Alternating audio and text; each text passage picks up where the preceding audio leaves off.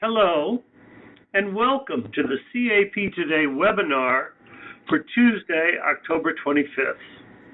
I'm Bob McGonnagle, the publisher of CAP Today, and I'll be your host, and I'll moderate a question and answer session after our formal presentation.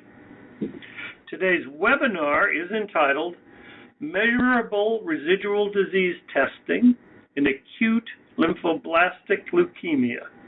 Testing, sampling, and guidelines.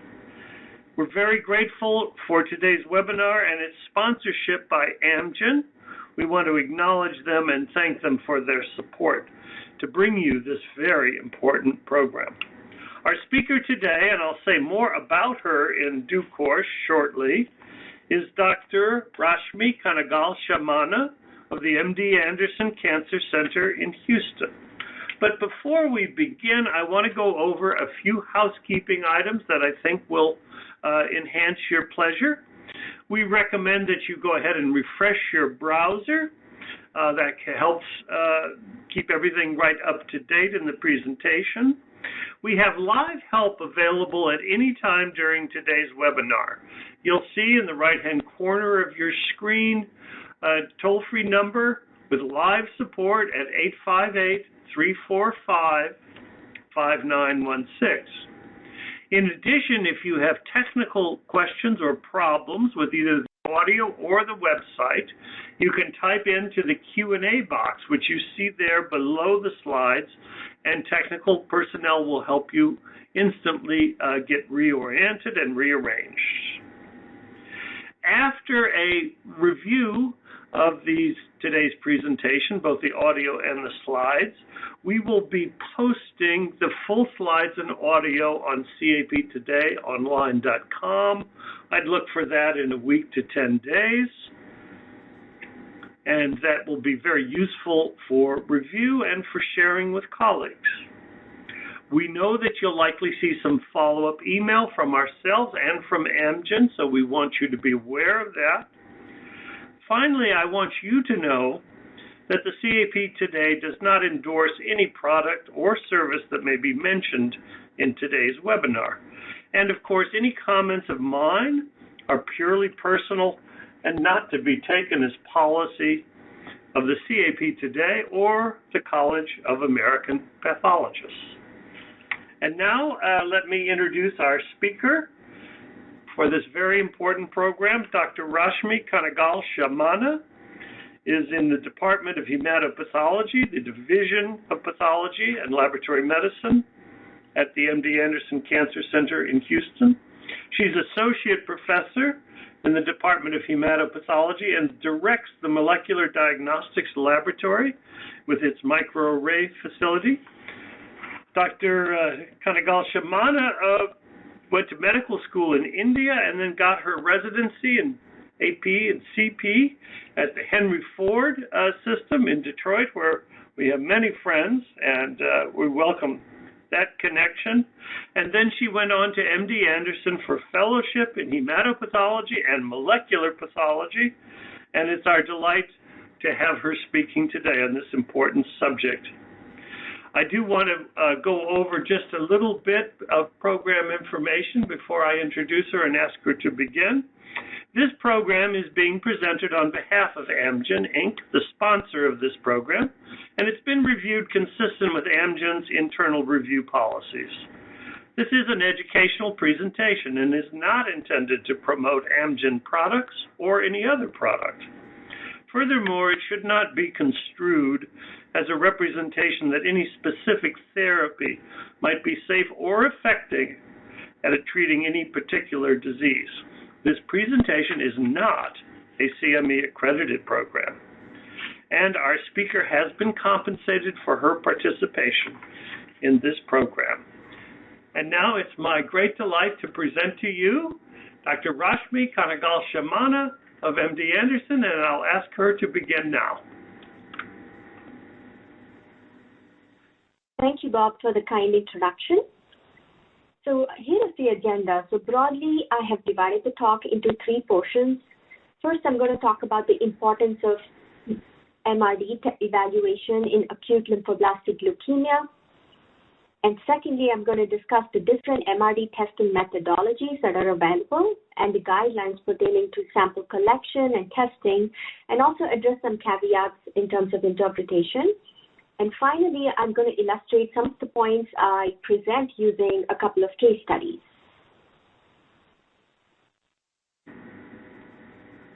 So the audience here is very familiar with the fact that ALL is a rare but fatal disease that can occur in both adults and pediatric populations. So in 2022, in the United States alone, there will be about 6,000 new ALL cases and more than 1,500 deaths. Now, it is more frequent in pediatric populations. Unlike pediatric population, adult patients with ALL generally have a worse outcome and survival.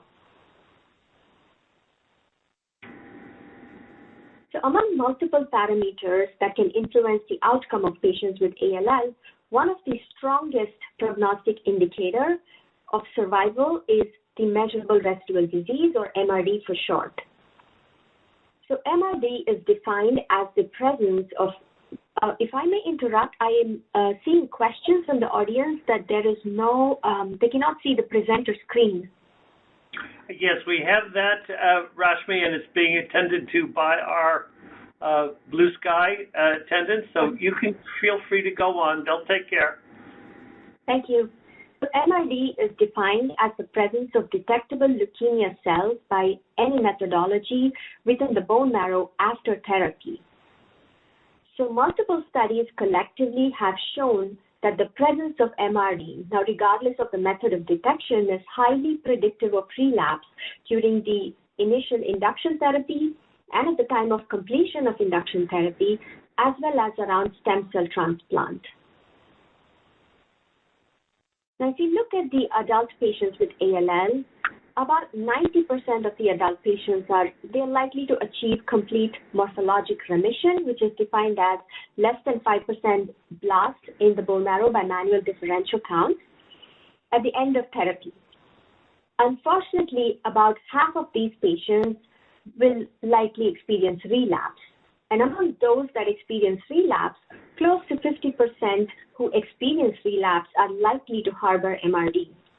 Now, this only goes to highlight the clinical importance of MRD detection and its measurement as a standard of care for every patient.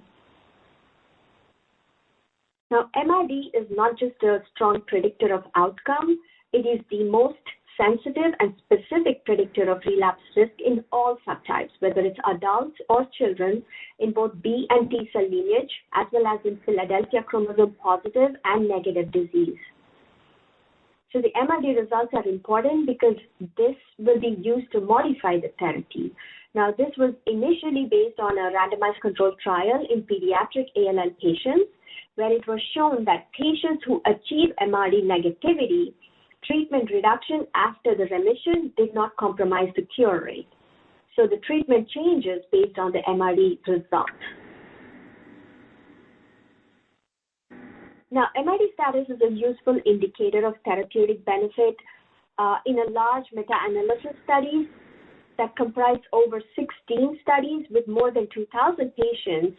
The MRD positive patients tended to have worse overall survival and event-free survival compared to those with negative MRD.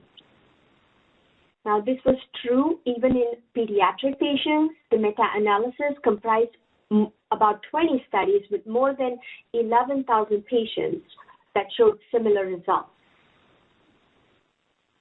So MRD is substantially beneficial, the MRD status. And this MRD negativity, the result was consistent across different parameters, across different types of therapies, different methods of MRD detection, different times of MRD evaluation, different MRD cutoff values, and disease subtypes, etc. So for this reason, the NCCN guidelines, the clinical practice guidelines, has recommended universal MRD assessment in all ALL patients at the time of completion of induction therapy and at the time of completion of consolidation therapy and at any other additional time points as required by the treatment regimen. And depending on the results, the frequency of monitoring MRD could be modified to be able to rigorously follow any low-level disease burden. Now, in the post-transplant setting, it's especially important to try as many therapies as possible to reduce the MRD burden before initiation of the transplant. Now, since the measurement of MRD is very critical, like any other assay, it would mean that the results of this assay would be heavily dependent on the pre-analytic variables. So the NCCN goes one step further and also makes recommendations for optimal sampling for MRD testing. So the standard for MRD testing at this time is still the bone marrow aspirate, and it's the first pull of the marrow aspirate that the experts recommend be used for MRD. In fact, the first 2.5 milliliters of the bone marrow aspirate is what's recommended in order to prevent the subsequent hemodilution by the bleeding or the peripheral blood that leaks out after about 3 milliliters. Now, the assay that should be used for MRD testing, it is recommended that the sensitivity, that it be validated in a clinical lab, and it should be, it should have at least the sensitivity of 10 to the power minus 4.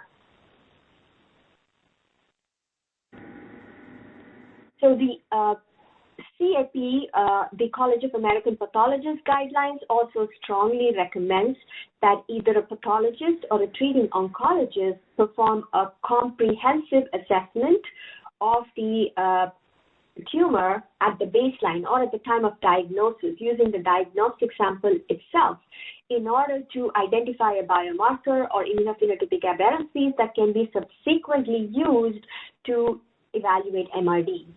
Now, any additional costs that may be associated with it or any additional procedures that may be required is usually are outweighed by the benefits of MRD assessment.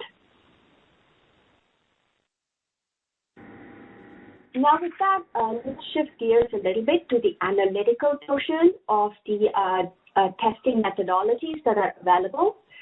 So the MRD detection broadly can be divided into two methods, the flow cytometry and molecular method for MRD detection. So for under the molecular targets, some of the ALL cases can have fusion transcripts, so that would be easily detectable using a single gene RT-PCR assay. The other alternate would be to identify immunoglobulin or T-cell receptor gene rearrangements. Now, again, to identify these, there are multiple methods, the qPCR or ASO PCR, droplet digital PCR, and, of course, the next generation sequencing.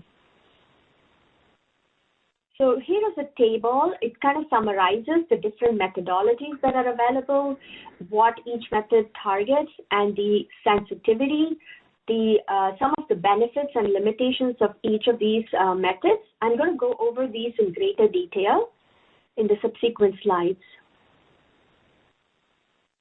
So first, the flow cytometry. As I mentioned, now this is the most common method of detection of MRD for ALL in the United States. Now, in merely by using a survey, it was determined that flow cytometry was the preferred method of detection in nearly half of the adult patients and almost universally in pediatric patients. Now, in contrast, the qPCR or the ASO PCR happens to be the most frequent method in the European continent. Now, one of the advantages of flow cytometry is that since there is no specific genomic aberration to follow, it is almost applicable for more than 90% of the ALL cases. So the sensitivity of flow is generally between 10 to the power minus 3 and 10 to the power minus 4. It is fairly rapid, requires just a few hours to evaluate the responses. It's very convenient to evaluate responses after induction. And it requires fresh sample and obviously immediate analysis. Now, this may pose some challenges for MRD detection at centers that may not have in-house assay available in terms of transport and requirement for centralized evaluation. But otherwise, the broad applicability of the flow cytometry, that advantage overshadows everything else. Now, it also means that The sensitivity of the flow is, of course, dependent on the total number of cells analyzed. It is recommended that at least 4 million cells be analyzed to achieve the recommended 10 to the power -3 or -4 sensitivity using the standard 8-color flow. And it's this 8-color flow happens to be pretty much standard these days. And the sample quality is also dependent on whether it's the first pull or not, right? Obviously, if the sample happens to be from a subsequent pull, it might be heavily hemodiluted. The flow cytometry panel should be, of course, validated in a clinical lab and to the proposed limit of detection.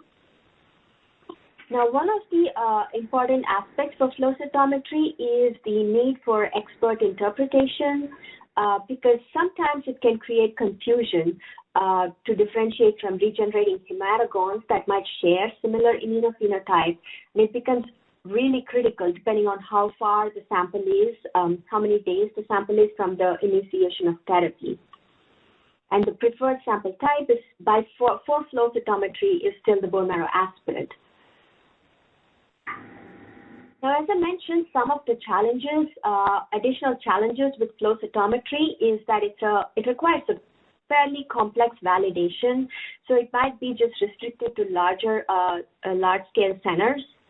The protocols and the antibody panels are pretty variable across different institutions and may require extensive standardization, and so does the technical expertise. And it does require, as I mentioned, expert review for interpretation. Now, this might be to avoid erroneous interpretation. That might be a result of low sample quality. Could be because of hypercellularity as a result of therapy. Or it might also be as a result of the blasts that can undergo immunophenotypic shifts during the disease course. Or, of course, the regenerating hematogones that almost always create a bit of a challenge to differentiate from the leukemic blasts. And with the introduction of more recent therapies, like those that target CD19, that might lead to the possibility of CD19 negative relapses. And the interpreting pathology should always keep this in mind. Let's move on to the molecular MRD. Now, one important requirement for assessment of MRD by molecular assay is the need for samples at different time points. Unlike flow cytometry, the molecular MRD almost always requires the sample from at the time of diagnosis and at the time of follow-up. At the time of diagnosis, often to identify what might be the dominant clone or the genomic biomarker. Now, the molecular assessment is generally conducted after patients achieve morphologic remission, and there's no need for it if the patient is still showing increased blasts. And there has to be at least one or more genetic biomarkers. Otherwise, it's kind of a waste of resource. Now, there are 3 types of responses. The molecular CR, it's defined as the absence of MRD by molecular test at the specified time point, the sensitivity being at least 10 to the power -4. Molecular failure or MRD persistence is persistent quantifiable presence of MRD with the same assay. And molecular relapse is reappearance of MRD within that range after previously achieving a molecular complete remission. Now, first let's go over the fusion transcript analysis. This is the simplest of the molecular analysis and a fairly robust assay for MRD assessment. So evaluation of fusion transcripts. About 40% of all ALL patients tend to have a fusion transcript. Now, in adults, the most frequent would be the BCR-ABL, and it becomes more frequent with age, right? It's seen in nearly half of the patients over 50 years of age. And in the pediatric patients, the most frequent is ETV6, RUNX1, and in infants would be the KMT2A rearrangement. Now, these fusions are not only prognostic. Now, these fusions are almost always the drivers of that disease, and they remain stable during the disease course and even during relapses. So these are really the ideal biomarkers for MRD detection. Now, the standard assay for detection of the fusion transcript would be a real-time reverse transcriptase PCR. The sensitivity of this is higher than flow, would be 10 to the power minus 5, and it's a relatively easy assay to validate, fairly inexpensive. And the optimal input material for this assay could be DNA or RNA, but RNA is generally preferred because of these fusions tend to have variable breakpoints while in their genomic rearrangements, but all of these ultimately lead to the same RNA fusion transcript. So if we start from the RNA, convert it to cDNA, we are likely to pick up a lot more patients with diffusions using lesser primer sets in the assay. Now, because it's a quantitative assay, it does require us to run the standards during every run, and these standards are usually derived from either a cell line or it might be from a plasmid DNA that are serially diluted. Now, one of the things to keep in mind, a caveat I should say, is when we try to correlate the RT-PCR diffusion with the flow, it may not always be concordant. That's because we are measuring two different things, like apples and oranges, right? So by flow cytometry, we are measuring the cells, number of leukemic cells that are remaining, but by RT-PCR, we are measuring the transcript. And so each cell could have variable number of transcripts. Some cells could be low, and some cells could be loaded with the transcript. So it's important to be aware of. So the next method would be the next generation sequencing. It is, of course, the most sensitive method for MRD detection. Now, it allows for simultaneous detection of various combination of rearrangements of both the immunoglobulin and the T-cell receptor gene sequences. Even in B-ALL, it's ideal to test for both. Now, it's done generally at the time of diagnosis to identify the dominant clone, or it might be clones, more than one, and these are subsequently followed during the time of follow-up. Now, this has the highest level of sensitivity, 10 to the power minus 6.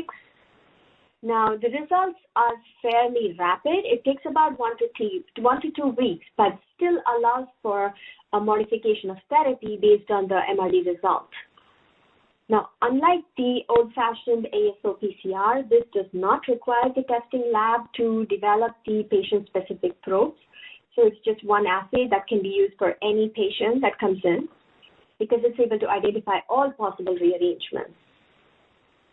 Now, it is also able to identify and quantify more than one clone and the subclones, so it can facilitate early detection of clonal evolution. And the clonoSEQ by Adaptive happens to be the very first MRD assay that is actually FDA cleared. Now, one more thing to keep in mind is because NGS uses the universal primers to monitor all of the immunoglobulin and the T-cell receptor gene rearrangements at the same time, we get a more complete picture not only of the residual leukemia, but we can also evaluate the background normal immune repertoire, which is also significant.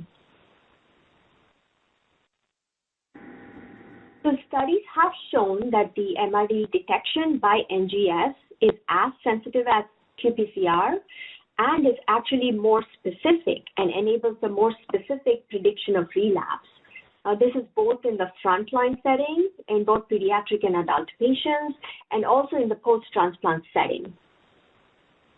Now, this NGS method is not only more sensitive, but it's actually better than qPCR because the results are absolute, right? There is no positive, not quantifiable range, which is kind of an uncertain range that the ASO-PCR can provide that needs to be confirmed with the different assays. Now, that allows for treatment interventions or a change in risk stratification based on the NGS results alone, even in this subset. Now, as I mentioned before, the diversity of the immune repertoire of the background immune cells is also kind of significant. So there is patients who relapse tend to show lower degree of diversity in the IGH repertoire, and that could be a subtle clue.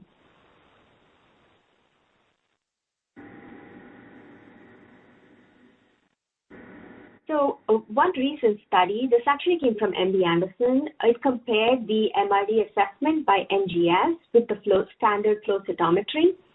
Now, in this study, it was shown that nearly 50% of the patients that were negative by flow cytometry were actually positive by NGS MRD testing. And in fact, the NGS MRD results better correlated with the relapse risk than the flow cytometry. Now, in the survival curves to the right, we can actually see that there is a subset of patients, that the blue line, that are really doing very well. Now, these patients were negative for both flow cytometry and NGS MRD, and they had almost zero chance of relapse. So that suggests that the NGS MRD holds a lot of promise, and as more data is generated, is likely to stay and probably in the future. So now let's move on to understand the importance. We know that the relationship between the MRD assay sensitivity and the sample input. As we've already emphasized, the ideal or the optimal sample for MRD assessment is the first 2.5 milliliters of the bone marrow aspirate. Now, the subsequent peripheral blood can hemodilute the specimen and might result in false negative MRD. Now, there is a study that looked into this and reported that nearly a third of patients' samples that comes to a laboratory had a significant degree of hemodilution. That's a lot in a clinical lab. Now, another study, this study actually looked at the MRD from the first 2.5 milliliter pool and also performed MRD testing from the 10 milliliters of that same patient, and it showed discordances. So there was a positive MRD result in the first pool, but this was interpreted as negative in the subsequent when the rest of the sample was used because of hemodilution.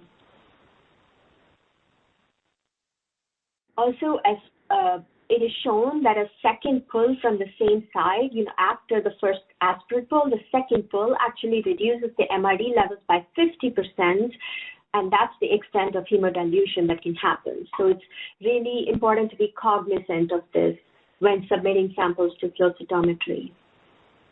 Now, of course, the laboratory could be a different site. It's generally a different site, right? So the laboratory really doesn't know which sample it's getting in.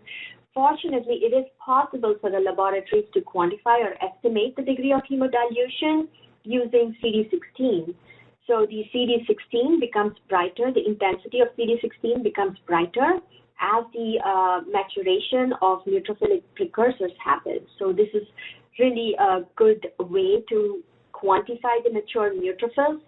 And based on the presence of the bright CD16, the hemodilution can be graded as mild, moderate, and marked.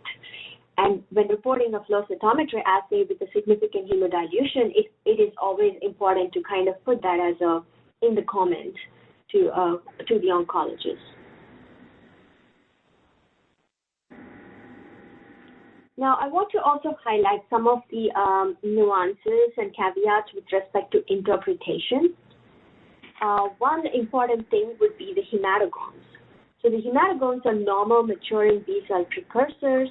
Now, these tend to be increased in regenerating bone marrow after chemotherapy or after bone marrow transplant, but these can also be increased in other inflammatory conditions.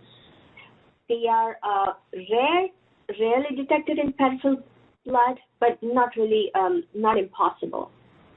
Now, the problem is that the hematogones and the neoplastic B lymphoblasts share several immunophenotypic features that might result in error in the interpretation of MRD.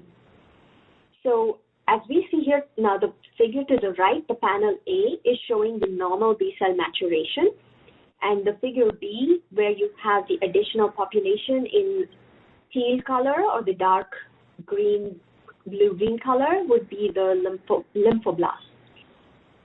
So all hematogones, the normal hematogones, are positive for CD19, CD58. They're bright for CD9, CD10, CD38.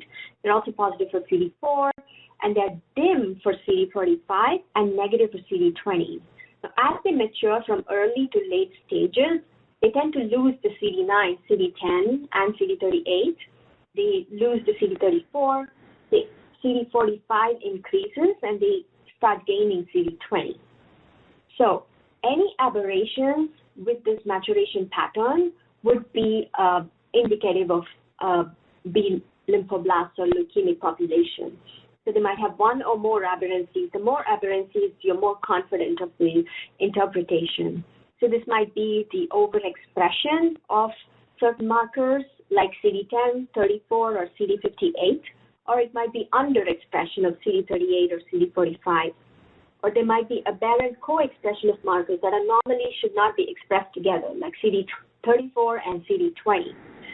Or there might be aberrant expression of a non-B cell marker, like a myeloid marker like CD13 or CD33. Now, because of this extremely challenging nature, there are several studies that have, this slide also is showing the same thing, just going to skip over. Now, because it's so difficult and challenging to interpret this, it is important for the flow cytometry panels that are developed to incorporate all of the markers to enable confident interpretation of the MRD result.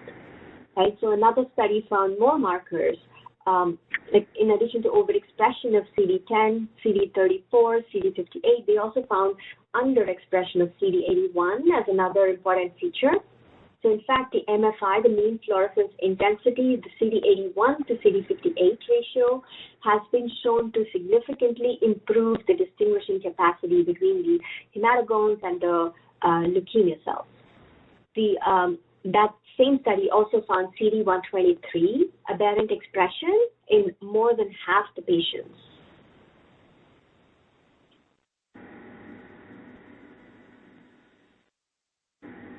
So finally, so the bone marrow has been the standard. Bone marrow aspirate is the current standard for evaluation of MRD, at least by flow cytometry. What about the peripheral blood, right? It's certainly less invasive, and it would be very helpful, especially in the setting of pediatric ALL, even in good outcome disease like that, because it requires a procedure, right? Now, compared to the bone marrow, the problem is that the peripheral sample might result in a false negative because of the less frequent leukemia cells. So logically, it makes sense. It might be actually feasible if we use a more sensitive MRD assay, like an NGS MRD, that the peripheral blood may actually work.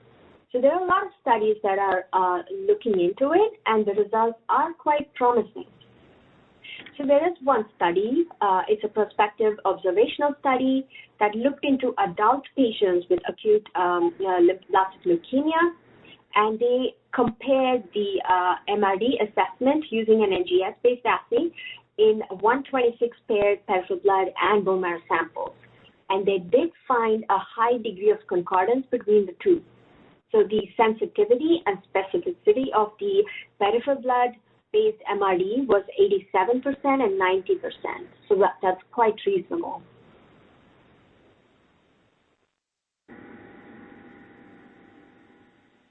So this is also the peripheral blood NGS-based assay has also been explored in pediatric ALL patients.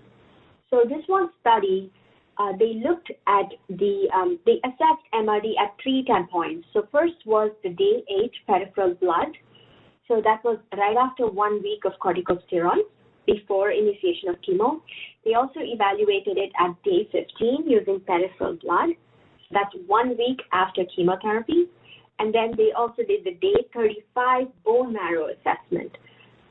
Now, all 3 were performed using NGS-based assay for immunoglobulin T-cell receptor gene rearrangement. Now, these studies found an agreement in about 72% of the cases. Now, more importantly, they found that the MRD assessment in peripheral blood at day 15 was actually prognostic. So they found that about 10% of patients with negative MRD at that time relapsed, in contrast to 32% of patients who had positive MRD.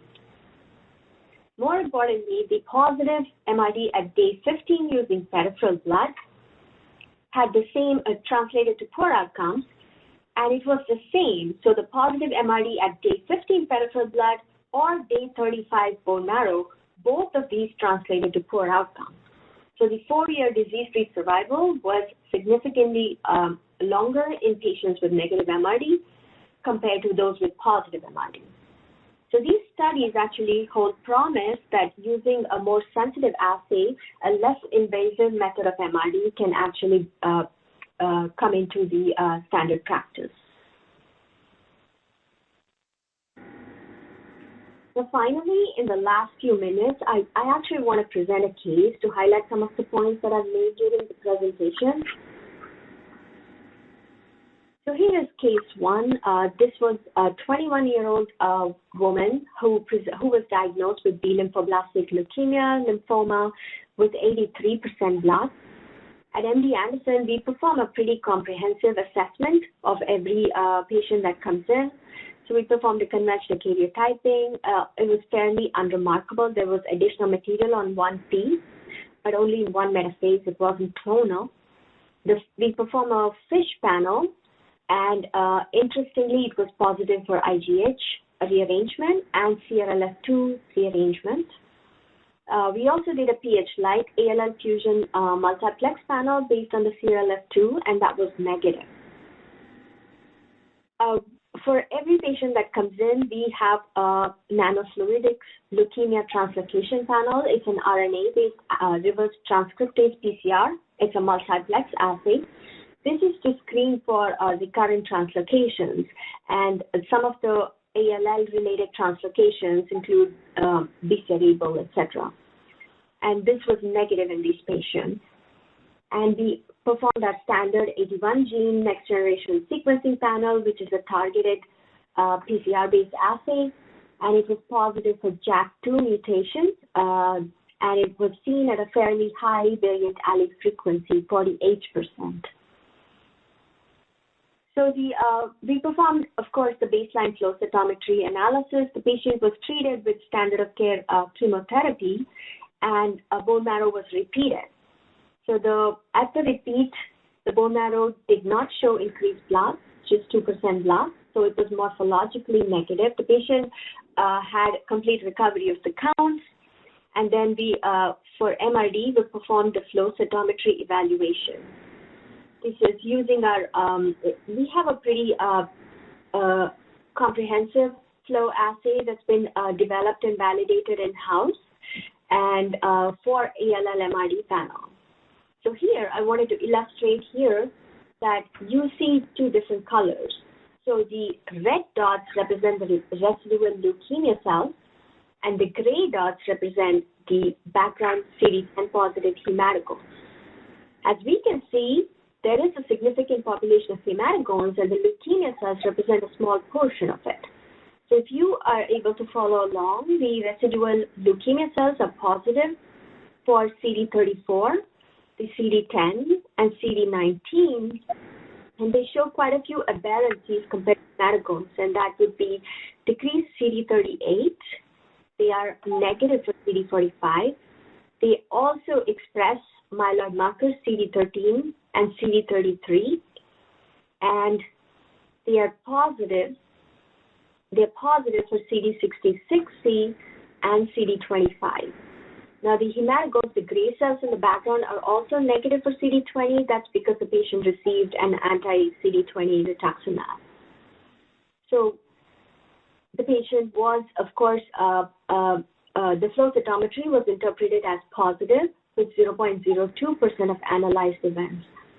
But there are certain key things that should be present in a standard flow cytometry report based on the slides I went over. The first important thing is how many cells were acquired.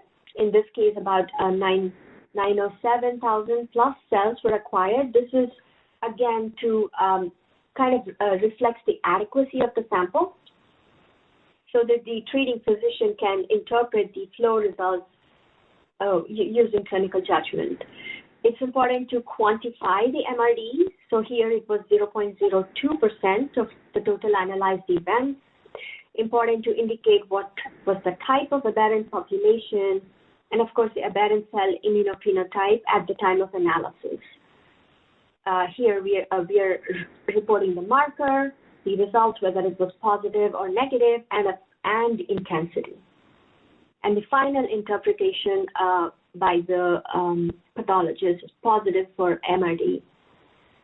Now, based on the flow results, this patient received additional therapy that was aimed to eliminate the MRD.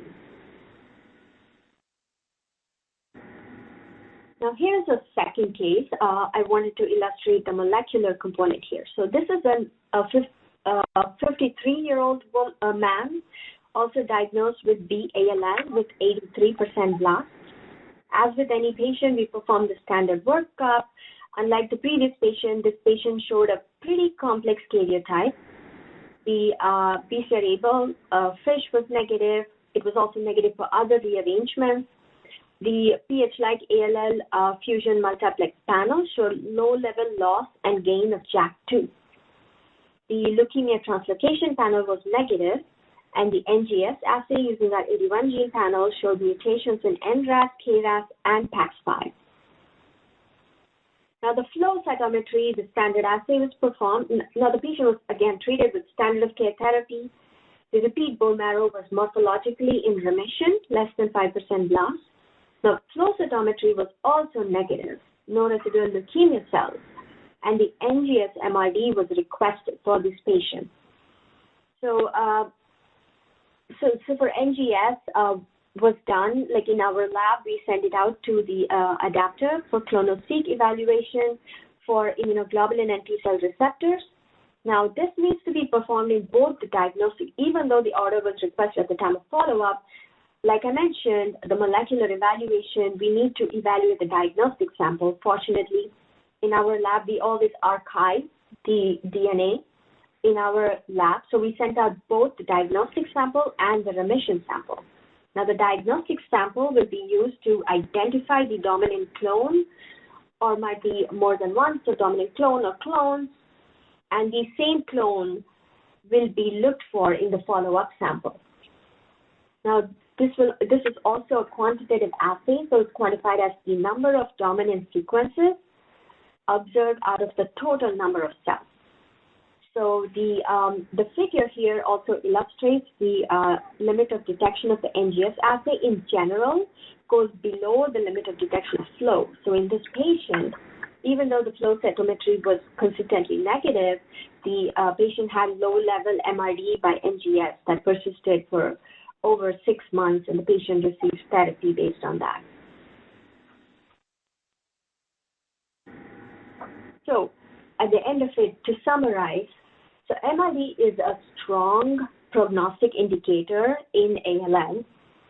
Now, MRD is clinically important at different various post-therapy time points, right? Post-induction, post-consolidation, pre-transplant, etc. Now, as MRD assessment is so critical, it's a critical component for risk assessment, and the results can drive the therapy changes. It needs to be performed on an optimal specimen, and that happens to be the first pull, the first 3 milliliters or so of the bone marrow aspirate to avoid subsequent hemodilution. And for the same reason that MRD assessment is so critical, further studies to standardize MRD assessment for accurate evaluation and also the use of less invasive methodologies for this vital assessment should be explored. So with that, I have concluded my talk, and I am open for questions. Dr. Kanagal-Shamanna, thank you so much for really a masterful tour of the question of MRD testing in acute lymphoblastic leukemia. It was really magnificent, and I'm sure each and every participant on the call today agrees wholeheartedly with me. And And once you've caught your breath here, let me remind you, we do have time for a considerable session of questions and of answers, and I will just go right ahead now. There's a good number of them, so I'll take them rather sequentially. Our first question is as follows. Are there established parameters for bone marrow aspirate adequacy prior to MRD testing? And if so, would ROSE, a rapid on-site evaluation for adequacy, would that be a possibility prior to MRD testing? Thank you. That's a great question. Currently, unfortunately, there are no established parameters for evaluation. That's something I think many experts are working on, including the College of American Pathologists, to come up with these standards. ROSE would certainly be a good, reasonable, feasible method to evaluate on site, but that's not the standard practice everywhere.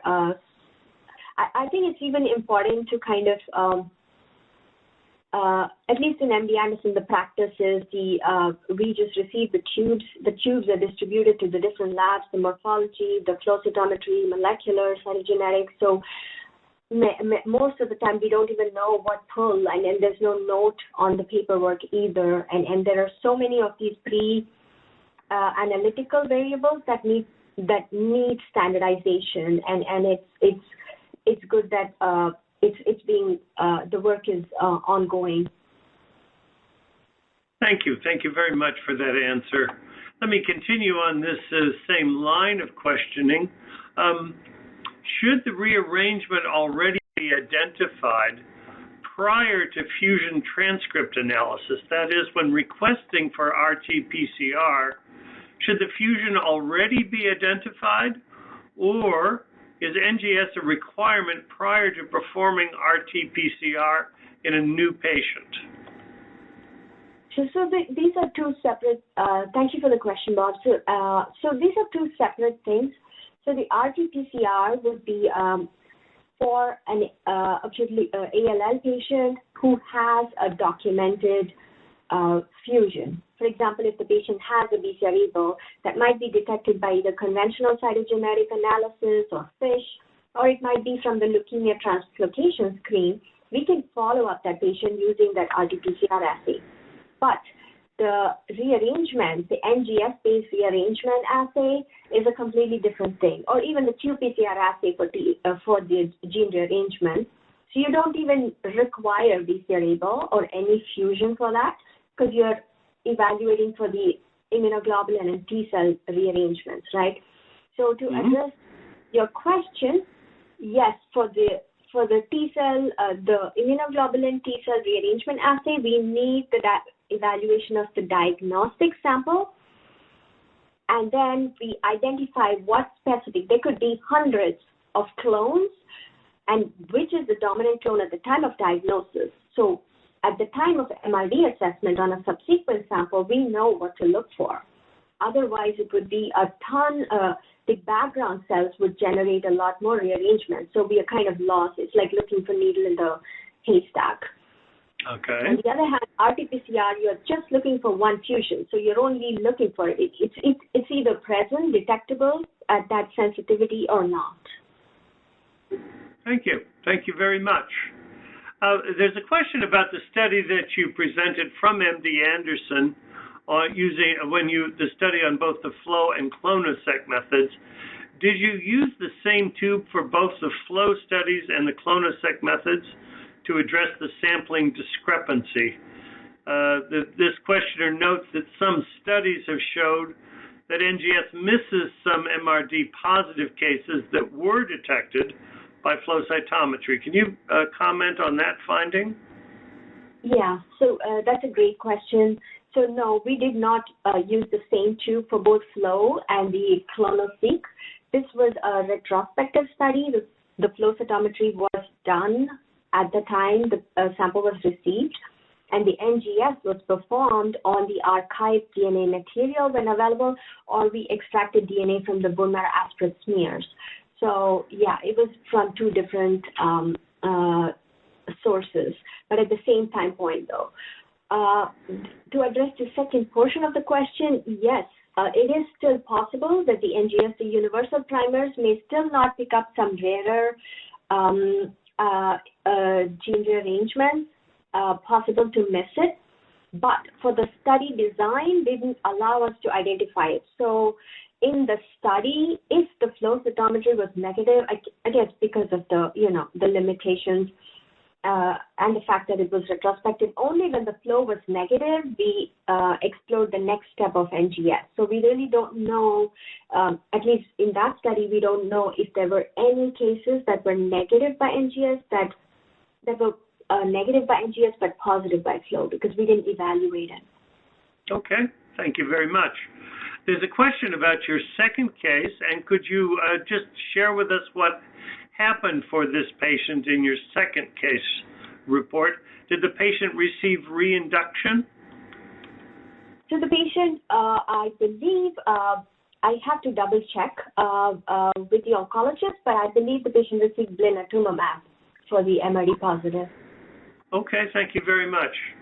Finally, I want to go, we have three major categories of testing methods, and the following question I think is a good one that will interest many people on this call. Is it recommended for disease monitoring that if the patient's response is already being monitored via NGS, that all future testing be done only via NGS, or can there be an interchange of the different methods of testing without sacrificing accuracy? That's a good question. I would think if the patient is being monitored by one method, to continue monitoring by the same method, especially if the alternate method is not more sensitive than that. Also, the problem with switching between methods is it's important to have the baseline, right?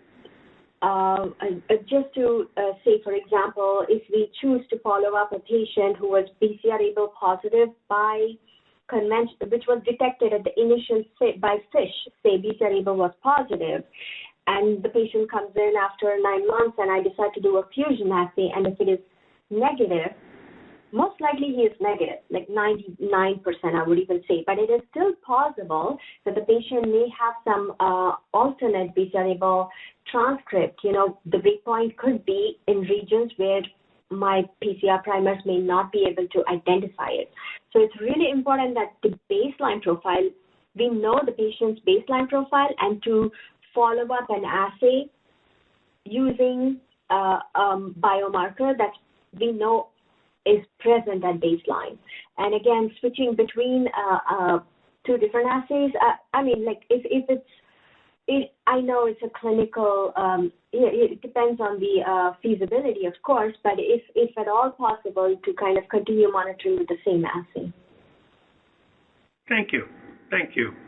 Let me ask you the following question. There's a lot of interest, of course, in the bone marrow sampling and evaluation.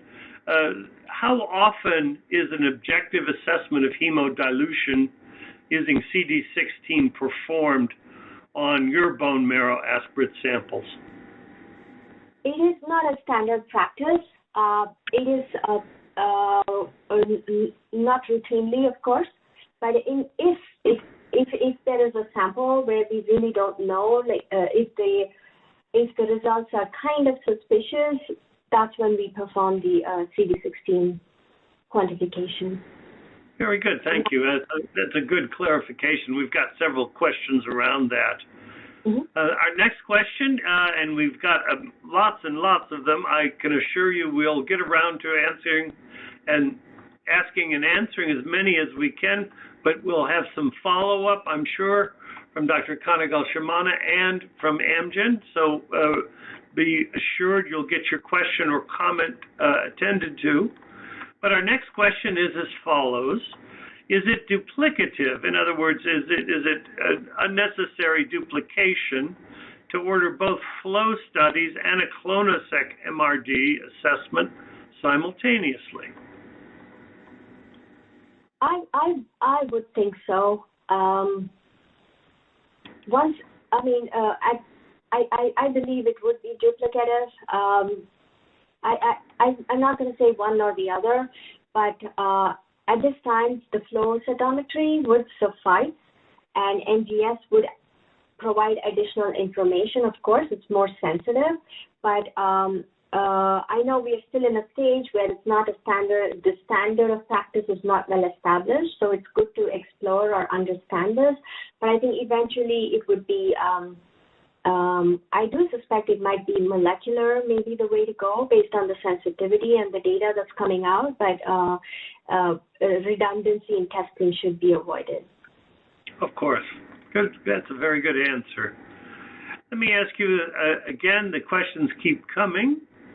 How often at MD Anderson are your specimens sent to adaptive for the clonoSEQ analysis? Do you do that on all post-treatment ALL cases or only selected ones with a negative flow result? That's a great question. So at this standpoint, we do not decide it. It's dependent on the clinical protocol. So certain patients who are treated using protocols require us to send those samples for NGS assays. So we go by the order, the request. Okay.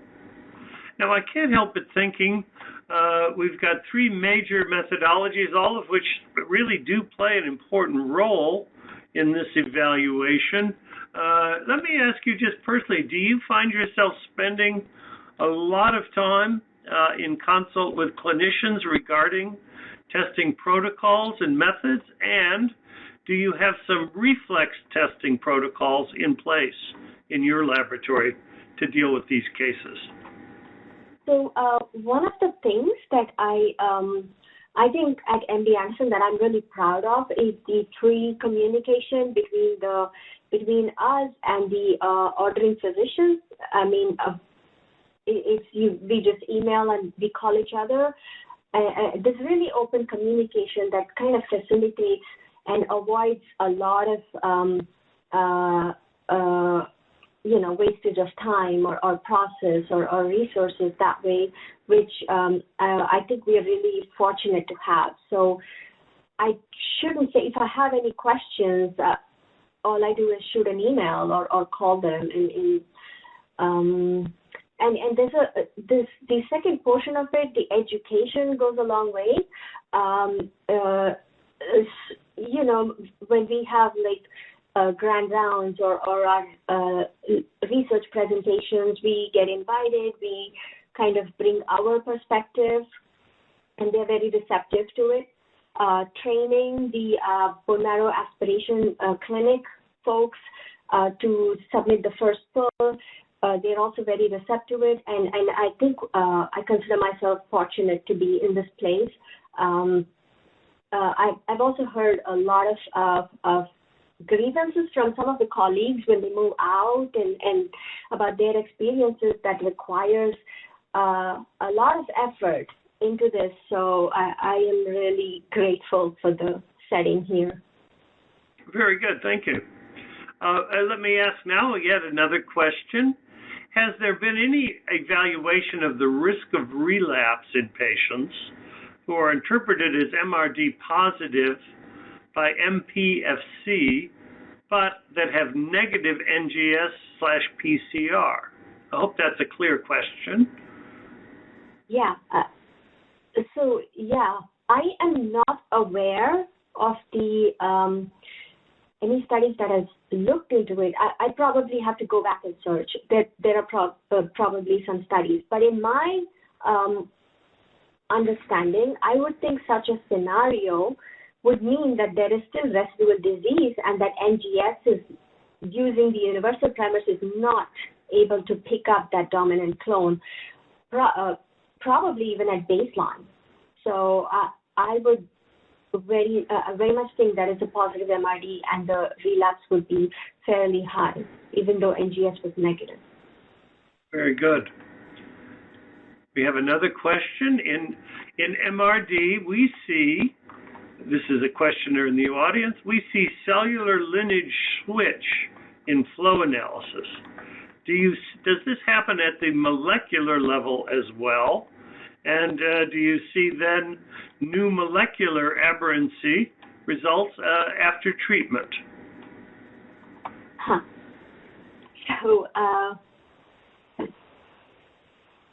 I am not personally aware of a new T-cell or the Ig gene rearrangement clone that might have popped up at relapse, but I think it might happen. But if we look at the NGS assay, the point mutation assay, we see new mutations all the time. We see some of the mutations disappear. I know the mutations may not be the driver there. It may not all be comprehensive like the gene rearrangement assay, but it does happen, the clonal evolution. And the cellular lineage switch, we are not able to assess, of course, using the molecular, but there is a change in the mutation patterns. Very good, thank you. And here's a question that may be deceptively easy looking, but it is as follows. How often should MRD assessment be performed? Would it be in a patient who's completed all their therapy and transplant? Would it be every 3 months? Would it be every 6 months? What kind of a standard should people bear in mind? So the NCCN recommends specific time points at the end of induction, end of consolidation, and every 3 to 6 months thereof, depending on the results. This is also something I think there should be a standardization, which I think it's being worked on by the college. And I'm looking forward to seeing those. Very good, thank you. And I know that the work always continues in our guidelines efforts as science advances. Finally, I'm going to ask one final question. We've got this is actually a record number of participants, so I want to congratulate you, Dr. Kanagal-Shamanna. You've set a record for us today for CAP Today webinars. Let's close on a question around pathologists that are practicing in areas of limited resource. Of course, that happens here in the United States in many community practices, but also we've got a fair sampling of participants today from Africa, from Asia. How feasible in these instances here and abroad is the use of NGS for MRD assessment? Yeah, that's a great question, a very important question, right? So in terms of, so I believe, like I'm a molecular pathologist, I do believe that the the workup of any patient should be kind of uniform across the board. There should, genomic assays, when they were developed, they were quite expensive. The price is going down as time moves forward. One of the advantages for genomic assays is the DNA is kind of more easier to transport than flow cytometry or RNA-based analysis. So if the price, if the cost eventually comes down, I think submitting DNA samples or moving it across would be very feasible. And it should be, I think NGS is kind of an unbiased evaluation. You're evaluating all of the gene rearrangements, and evaluation at one location versus the other would provide the same result.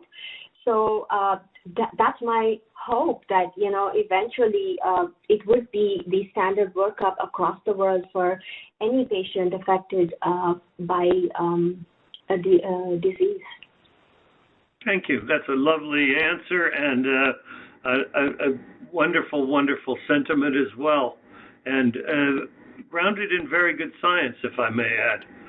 And so with that, I'll give you the last word, and I'll begin to wrap today's wonderful webinar up. Of course, my first thanks have to go to Dr. Rashmi Kanagal-Shamanna of MD Anderson. She's presented really a magisterial session for us all today, and I want to congratulate her and thank her.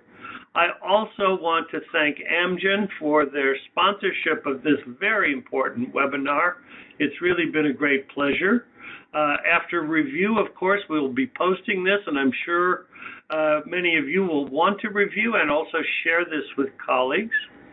Finally, I want to thank all of you who've taken time to join us today for this important CAP Today webinar on MRD and acute lymphoblastic leukemia. We appreciate your attention and your presence in our webinars, and we want to acknowledge you and thank you. So with that, once again, our thanks to Dr. Kanagal-Shamanna of MD Anderson, our thanks to Amgen, and our thanks to all of you. And with that, I'll bring today's webinar to a close.